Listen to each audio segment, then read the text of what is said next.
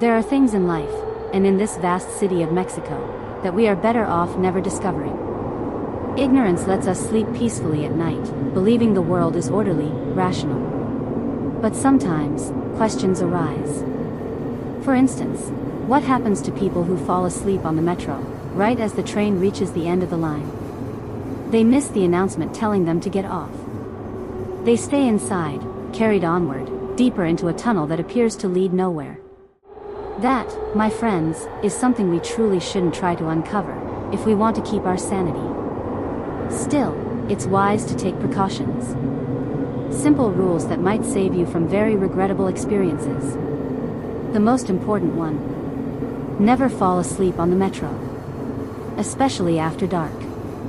For Arturo Marquina, a journalist no longer young, an occasional author of sci-fi tales, horror stories, and crime novels, this small mistake brought consequences so strange that his friends whisper about madness.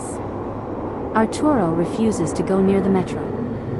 He won't even step over the grates and vents of the underground system. If you ask him about it, he laughs, he changes the subject. Always. Only once, deep into the night, in a cantina on Bucareli Street, after hours of drinks, did he finally break his silence. He turned serious and gave a warning to a friend who admitted he often used the metro late at night. "Do you ever reach the terminal at that hour?" Arturo asked. His friend nodded. Arturo leaned in, his face pale. "Do you know what happens to those who fall asleep in the carriages, when the train keeps moving after the last station?" The friend shook his head.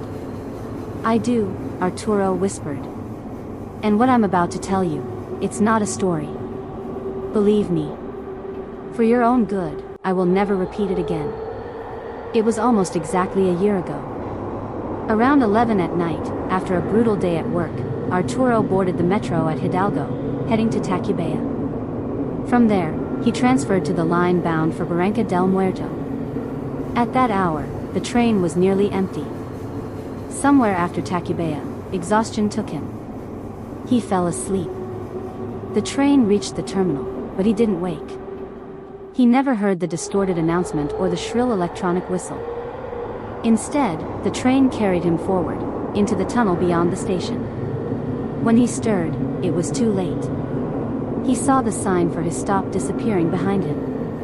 He wasn't alone. A few seats away, an old, unkempt drunk slept soundly, his head rocking in rhythm with the train. Arturo assumed the train would soon switch tracks and return, but it didn't. Instead, it veered right, rolled forward a few dozen meters, and stopped in total darkness. The motor died. The ventilation stopped. Silence fell. Then, the lights went out. Fear crept in. At the far end of the tunnel, a faint glow flickered. Luckily, Arturo carried a small flashlight. Its weak beam worked. He rose and shook the drunken man awake. The drunk cursed, pressed his face to the glass, trying to see outside. Arturo realized the carriage was stuck there for the night. He tried forcing the doors, useless. Only through the windows could they escape. And then, he heard it. A noise. On the roof. Something landed on top of the carriage and began crawling across. A second later, another thud at the opposite end. Arturo swung his flashlight toward the sound. A shadow dropped inside, slithering through a broken window. Finally, Arturo cried, "Hey, help us get out of here." No answer. The drunk stumbled forward, grabbed the intruder by the clothes. "Open the damn door. You bureaucrats think you can." The stranger raised a hand. In the flashlight's beam, Arturo saw it, a hand white as flour, thin, fibrous, ending in claws. Like lightning, the claws slashed across the drunk's throat. The man collapsed. And Arturo saw the creature's face, bald, pale, with enormous yellow eyes, grotesquely pointed ears, and a twisted nose that ended in two fleshy bumps. It opened a mouth filled with jagged teeth and drank from the gushing wound. The stench hit Arturo, rotten and nauseating. He doubled over, vomiting. Behind him, another metallic noise. Another creature slipping in. He didn't wait. He lunged at the first monster, knocking it aside with its victim, and dove through the broken window. He hit the ground hard, twisted an ankle, but forced himself up.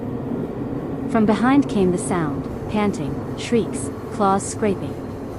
He ran, flashlight trembling, toward the faint light ahead. His pursuer was fast. Too fast. Arturo glanced back, and that moment scarred him forever.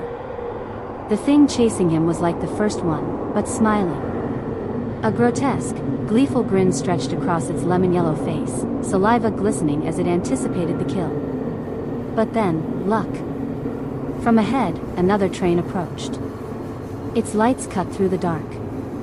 Arturo leapt aside just in time, the train screaming past. The monster didn't follow. He staggered forward, lungs burning, until finally, the platform.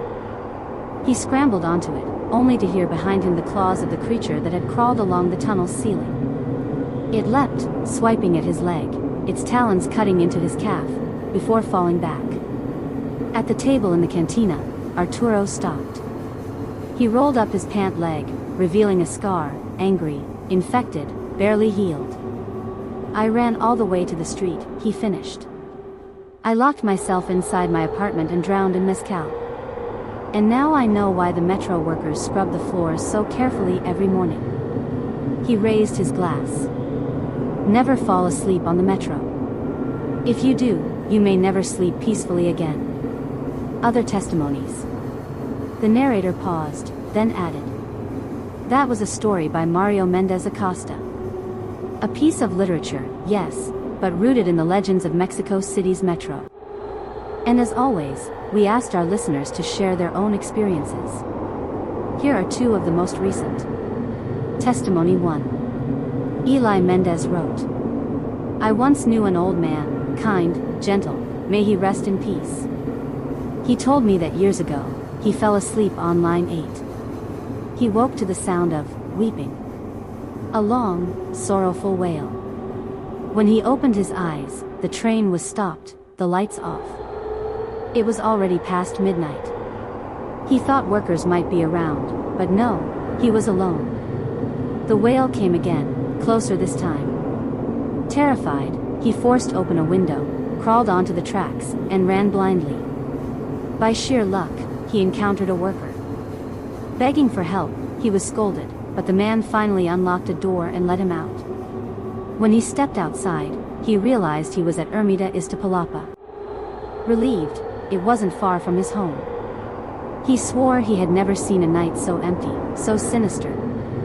And he warned, just as this story does, never fall asleep on the metro. Testimony 2. Another listener, Alex Salinas, shared. One night, after a few beers in the Zona Rosa, I boarded at Insurgentes around 11:30. I dozed off. Suddenly, someone shook me awake. Beside me sat a woman, not young, not old. She told me, don't fall asleep again. We're almost at Pantitlan. Get off at your stop. Grateful, I promised to stay awake. But when the train arrived, I never saw her leave. I ran to catch another train back towards San Lazaro, but it was too late, the metro was closing. They pulled my train into the yard, and I had to go home by Uber. To this day, I thank that woman who woke me. But I can't stop wondering, who was she, if I never saw her leave the carriage? And so, the archive of strange events in this city's metro keeps growing. Stories upon stories, some told in videos, some in live streams. For now, one rule remains. Never fall asleep on the metro.